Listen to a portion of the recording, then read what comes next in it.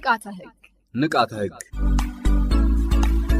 የኢፌድሪ ፍትህ ሚኒስቴር ከፋና ሚዲያ ኮርፖሬሽን ጋር በመተባበር ለማህበረሰቡ ንቃተ ህግ ይፈጥራል። የአውሮፓ ህብረት ለኢትዮጵያ የወንጀል ፍትህ አስተዳደር ባደረገው የገንዘብ ድጋፍ የቀረበ ንቃተ ህግ።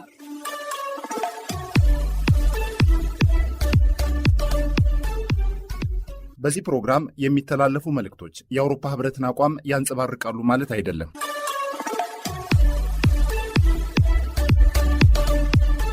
ጤና ይስጥልን የተከበራችሁ አድማጮቻችን፣ ንቃተ ህግን እያደመጣችሁ ትገኛላችሁ። ዛሬ ስለ ማነሳሳት ነው በስፋት የምናወራው። ማነሳሳት አንዱ የወንጀል ተካፋይ የሚኮንበት ተግባር ሆኖ እናገኘዋለን። ማነሳሳት ወንጀል የሚሆነው እንዴት ነው? ምን አይነት የህግ ተጠያቂነትስ አለው የሚለውን ጉዳይ ከዝግጅቱ የምንዳሰስ ይሆናል። የወንጀል ጉዳይና ውሳኔ ያገኙ ዜናዎችም አሉን። በየመሃሉ ሙዚቃ እንጋብዛችኋለን። አብራችሁ እንድትቆዩ በአክብሮት ጋብዣለሁኝ። ቀዳሚው ጉዳያችን ዜና ነው። ዜናዎችን አድምጠን እንመለስ። ንቃተ ህግ በፍርድ ቤት የተወሰነና ለህዝብ አስተማሪ የሆነ ፍርድን ስለማሳወቅ በከሳሽ በፍትህ ሚኒስቴር የልዩ ልዩ ወንጀል ጉዳዮች ዳይሬክቶሬት አቃቢ ህግ በተከሳሽ ተስፋዬ ወርዶፋ አዳ መካከል ባለው ክርክር በፌዴራል ከፍተኛ ፍርድ ቤት ልደታ ምድብ ችሎት የከባድ ውንብድና ግድያ ሁለተኛ ችሎት ተከሳሽ ሰውን ለመግደል በማሰብ ታህሳስ 7 ቀን 2016 ዓ.ም በግምት ምሽት 4 ሰዓት ሲሆን በአዲስ አበባ ከተማ በቦሌ ክፍለ ከተማ ወረዳ 03 ልዩ ቦታው ኤድና ሞል ዝቅ ብሎ ዘክለብ መዝናኛ ውስጥ ማንነታቸው ካልታወቁ ግለሰቦች ጋር ጸብ ፈጥሮ የክለቡ ጋርዶች ከክለቡ ካሰጡት በኋላ በሲዮናት ሆቴል ፊት ለፊት አቁሞ የነበረውን የሰሌዳ ቁጥር ኮድ 3 B15521 አዲስ አበባ V8 ተሽከርካሪ አስነስቶ አዙሮ በተከለከለ አቅጣጫ እያሽከረከረ ወደ ዘክለብ በር ካቆመ በኋላ ከተሽከርካሪው ሳይወርድ ሽጉጥ በማውጣት ሰውን ለመጉዳት ፍጹም ፈቃደኛ በመሆንና አደገኛነቱን በሚያሳይ ሁኔታ ሟች አባተ አበበን 2 ጊዜ ተኩሶ ደረቱ፣ ትከሻውና እጁ ላይ በመምታት ተሽከርካሪውን በፍጥነት መንጭቆ በማስነሳት በተከለከለ መንገድ ሽጉጡን እንደያዘ ያመለጠና ሟች በደረቱ ላይ በደረሰበት ጉዳት ምክንያት ሕይወቱ ያለፈ በመሆኑ በፈጸመው ከባድ ሰው የመግደል ወንጀልና የጸና ፈቃድ ሳይኖረው የጦር መሳሪያ ይዞ መገኘትና መገልገል ወንጀል ተደራራቢ ክስ ቀርቦበት የልደታ ከፍተኛ ፍርድ ቤት ህዳር 3 ቀን 2018 ዓ.ም በዋለው ችሎት ተከሳሽ በ20 ዓመት ጽኑ እስራት እንዲቀጣ ውሳኔ ሰጥቷል። ስለሆነም የወንጀል ድርጊት አፈጻጸሙ አደገኛ ና የተሰጠው የቅጣት ውሳኔ የወንጀል ህግ አንቀጽ 1 ስር እንደተደነገገው የወንጀል ህግ ዓላማና ግብን ለማሳካት እንዲሁም በወንጀል ህጉ አንቀጽ 155 መሰረት ፍርዱን ለህዝብ መግለጹ ጠቃሚና አስተማሪ በመሆኑ ለህዝብ ቢገለጽ በሚል እናሳውቃለን።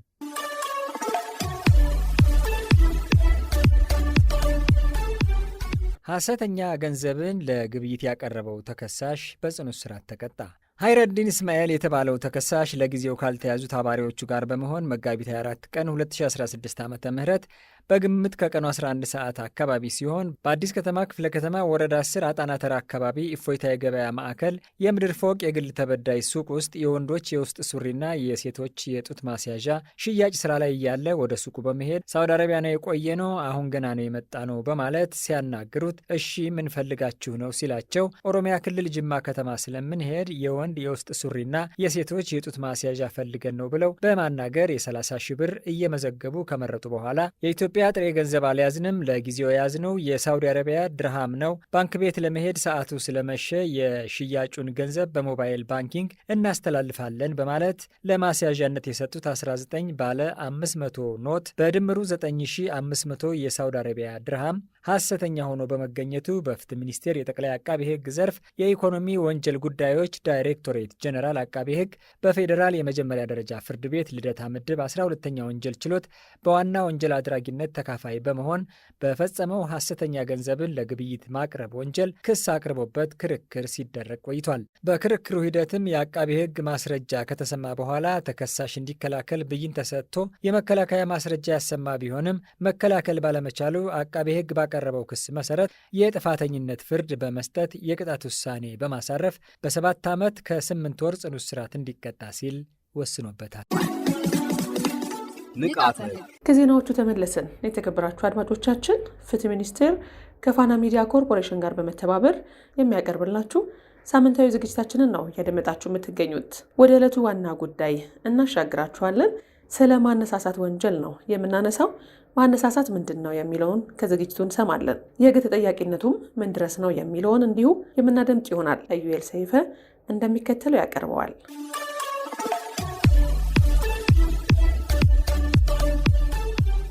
አበበ ጌታውን እባላለሁ። በፍትህ ሚኒስቴር ንቃተ ሕግ ትምህርትና ስልጠና ዳይሬክቶሬት ከፍተኛ አቃቤ ሕግ። አንድ የወንጀል ድርጊት በተለይ የአንድን ማህበረሰብ ሰላምና ደህንነት ከማወክም በላይ ኢኮኖሚያዊ፣ ታሪካዊና እንዲሁም ደግሞ የተለያዩ ፖለቲካዊ እንዲሁም ሌሎች ማህበራዊ ቀውሶችን ሊያስከትል የሚችል ተግባር ነው ማለት ነው። ስለዚህ ወንጀል በባህሪው እንግዲህ አንድን ማህበረሰብን የምንበር ወይም ግለሰብ፣ ቤተሰብን፣ ሌላውንም ራሱን የቻለ የስነ ልቦና የሚሆን እንዲሁም ሌሎች ጉዳቶችን የሚያስከትል ከመሆኑም ባሻገር ያው አንድ ሰው ወንጀል ፈጻሚውን በተለይ ይሄ ማህበራዊ ግንኙነቱንና ሌሎች መብቶችን ሊያሳጣ እንደሚችልም ሊታወቅ ይገባል ማለት ነው።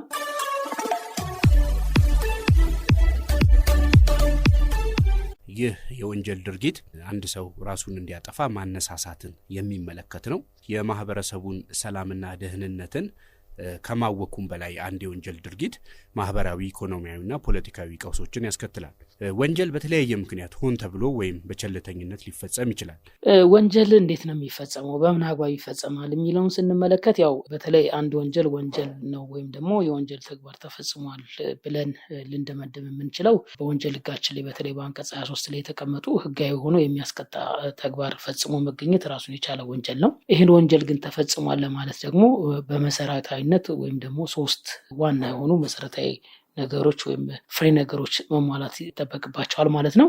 የመጀመሪያው እንግዲህ ሕጋዊ የምንለው ወይም ደግሞ ሕግ ሊኖር ይገባል። የከለከለ ወይም ደግሞ አታድርግ በሚል ያስቀመጠ ወይም ደግሞ አድርግ ተብሎ ግን ሰው ሳያደርግ ሲገኝ እንደዚህ አይነት ተግባራትን ወይ እንደዚህ የደነገገ ሕግ ሊኖር ይገባል። ሁለተኛው ደግሞ ግዙፋዊ የምንለው ድርጊት፣ ቅድም እንዳልኩትኝ ድርጊት እንግዲህ ማድረግ ሊሆን ይችላል፣ አለማድረግ ሊሆን ይችላል። በሕግ ላይ ይህንን ማድረግ የወንጀል ተጠያቂነትን ያስከትላል፣ ይህን አለማድረግ በተመሳሳይ መንገድ የወንጀል ተጠያቂነትን ያስከትላል ብሎ የተቀመጠ መኖር መቻል አለበት ማለት ነው። በሶስተኛ ነገር ደግሞ ሞራላዊ ወይም ደግሞ ስንል ምንድነው ይሄ አክሽን ወይም ደግሞ የወንጀል የማድረግ የሀሳቡ ምንድነው? ሆነ ብሎ ነው ወይ? በቸልተኝነት ነው ወይ? በስህተት ነው ወይ? ይህን ወንጀል ለመፈጸም ነው? ሌላ ነገር ለማድረግ ነው? የሚሉትን ነገሮች ከግምት ውስጥ የሚገቡ ናቸው። ስለዚህ እነዚህ 3ቱ መሰረታዊ ነገሮች መሟላት አለባቸው ማለት ነው።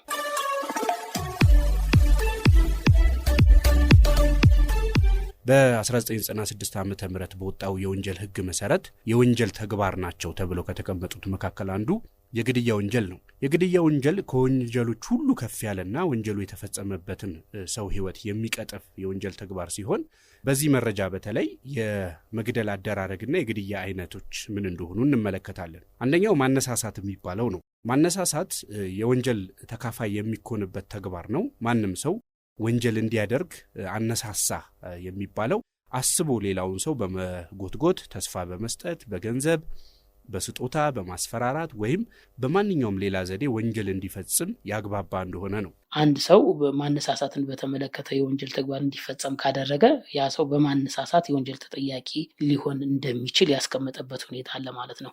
እዚህ ላይ ማነሳሳትን ስንፈልግ በየትኛውም አይነት ወንጀል እንዲፈጸም አንድ ሰው ያነሳሳ እንደሆነ ነው። ሲያነሳሳ እንደዚህ አይነት ወንጀል መፈጸም አለበት ወይ እንደዚህ ይሁን በዚህ በተለያዩ መንገዶች በተለይ አሁን የምናያቸው ነገሮች አሉ። በተለይ በሶሻል ሚዲያ በተለያዩ ነገሮች የወንጀል ተግባራቶችን እንዲፈጸሙ ሰዎች የሚያነሳሱበት ሁኔታ አለ።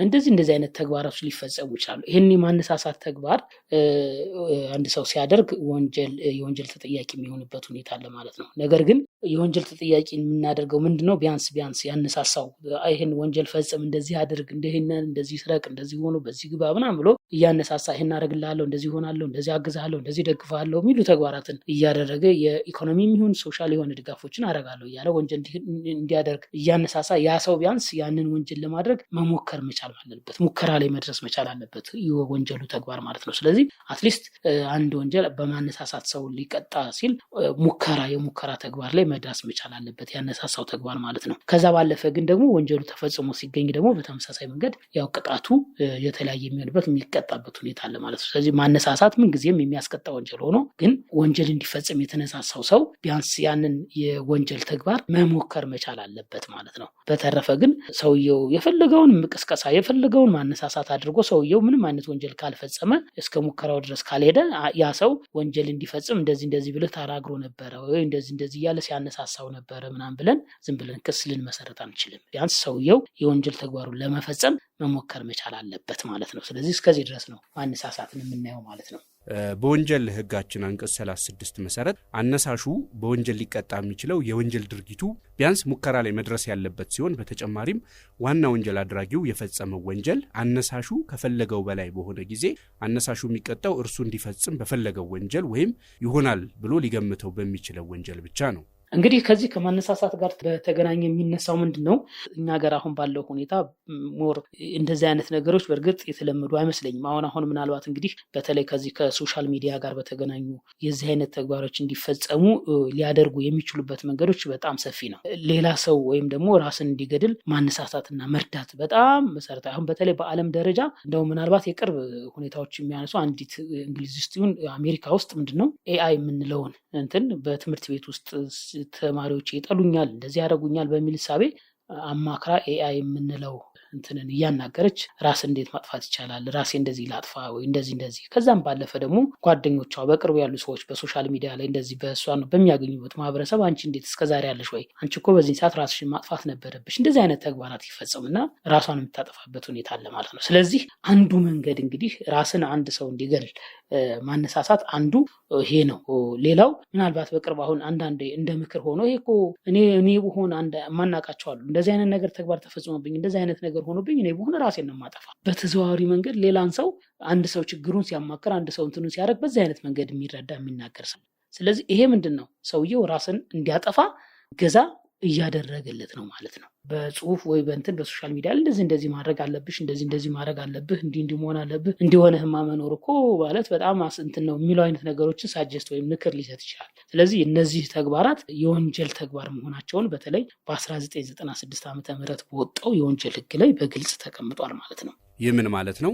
ለምሳሌ ወንጀሉን እንዲፈጽም የሚያነሳሳው ሰው ወንጀሉን በዚህ መልኩ ብትፈጽም ብሎ አነሳስቶት፣ ነገር ግን ወንጀሉን የፈጸመው ሰውዬ አነሳሹ ከነገረው በላይ አርጎ በራሱ ፈቃድ ከፍ አርጎ ወንጀሉን ቢፈጽም ያ ያነሳሳው ሰው የሚጠየቀው እስካነሳሳበት የወንጀል ደረጃ ብቻ ነው እንጂ ያ ሰው በፈቃዱ ከፍ አርጎ ለፈጸመው ወንጀል አይጠየቅም ማለት ነው።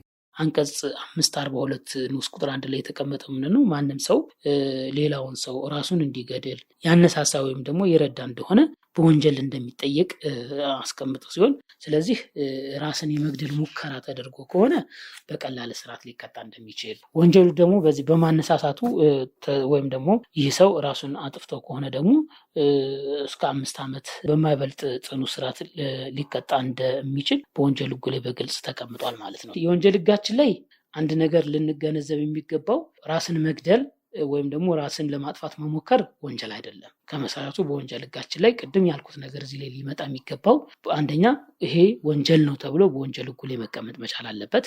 ራስን ለመግደል ማነሳሳት በእኛ ሀገር ደረጃ በእኛ የሀገር የወንጀል ሕጋችን ላይ ወንጀል አይደለም በሚል የተቀመጠበት ሁኔታ ወይም ደግሞ ወንጀል እንዳልሆነ በግልጽ ተቀምጦ ወይም የለም በወንጀል ሕጋችን ላይ አልተቀመጠም ማለት ነው። ስለዚህ ይሄ ወንጀል አይደለም። ግን ራሱን ችሎ ይህንን ሰው በግልጽ ያስቀመጠ ከግድያ ጋር ወይም ደግሞ አንድን ሰው ከመግደል ጋር አይተናነስም። ራስን አጥፋ እንደዚህ አድርግ የሚባሉ ምክሮች በግልጽ በወንጀል ሕጉ ላይ የተቀመጠበትም ለዚህ ነው። ቅድም አጠቃላይ ማነሳሳት የምንለው ሌሎች ማንኛውንም ወንጀሎች እንዲፈጸሙ ማድረግ ሆኖ እዚህ ላይ ግን ራስን ለመግደል በወንጀል ሕግ ላይ ራስን መግደል ወንጀል ነው ተብሎ ስላልተቀመጠ የግድ በግልጽ ምን መቀመጥ አለበት? ራስን ለመግደል አንድን ሰው ማነሳሳትና መርዳት የወንጀል ተጠያቂነት አለበት ብሎ ግን በወንጀል ሕጉ ላይ ደንግቋል። ለምን? ራስን ማጥፋት ወይም ራስን ለማጥፋት መሞከር ወንጀል ተደርጎ በወንጀል ሕጉ ላይ ስላልተቀመጠ ራሱን ችሎ አንቀጽ እንዲወጣለት አድርጓል ማለት ነው። ስለዚህ አንድ ወንጀል ግዙፋዊ ስንል ምንድነው ድርጊት? አሁን አንድ ሰው ራሱን ሊያጠፋ እያየ ያንን ሰው ሳይረዳ ቢቀር ወይም ደግሞ ራሱን እንዳያጠፋ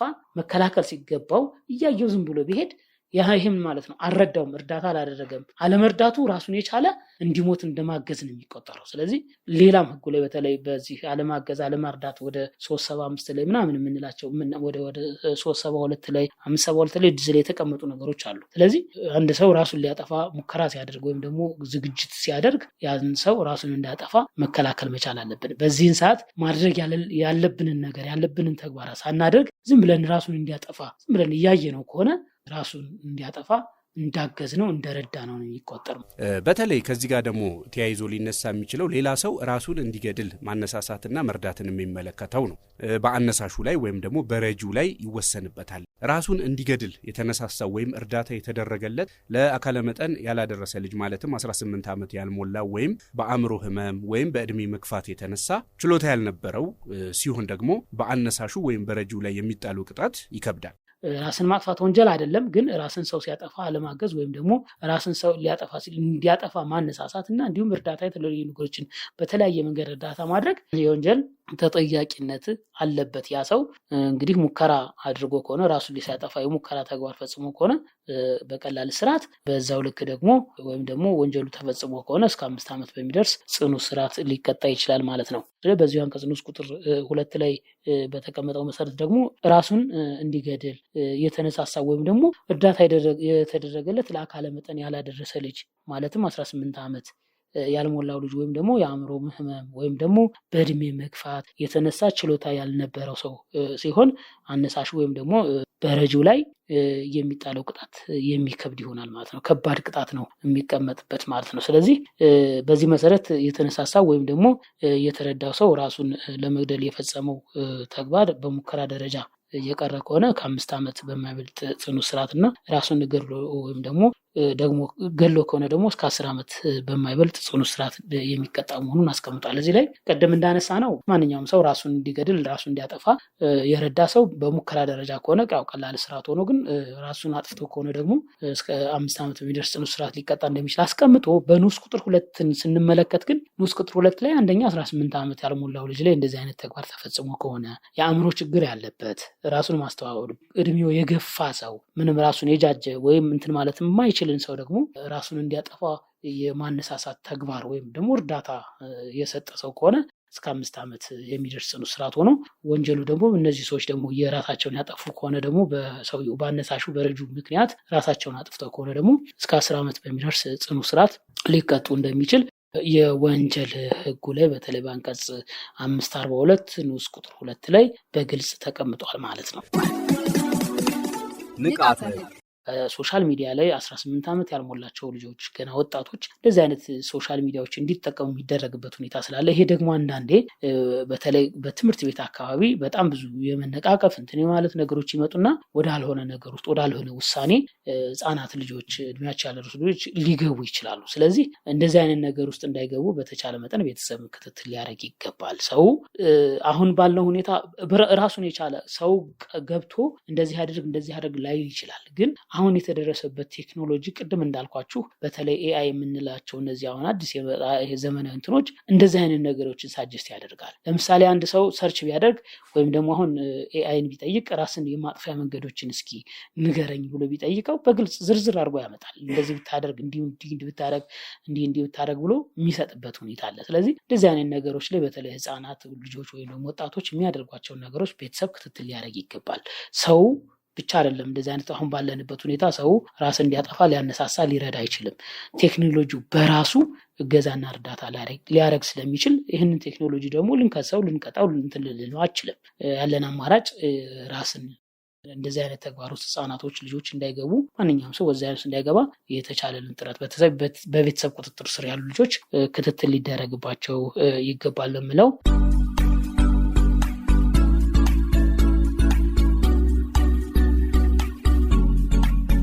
እየተከታተላችሁ የምትገኙት ሳምንታዊውን የንቃተ ህግ ዝግጅታችንን ነው። ለዛሬ ያዘጋጀንላችሁ ያደመጣችሁትን ይመስላል። ሳምንት በሌላ ጉዳይ የምንገናኝ ይሆናል። የሳምንት ሰው ይበለን።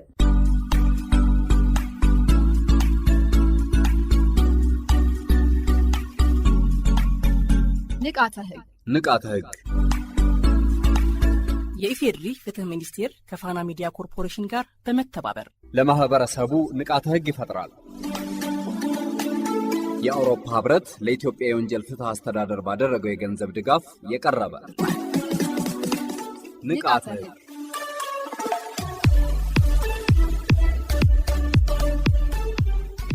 በዚህ ፕሮግራም የሚተላለፉ መልእክቶች የአውሮፓ ህብረትን አቋም ያንጸባርቃሉ ማለት አይደለም።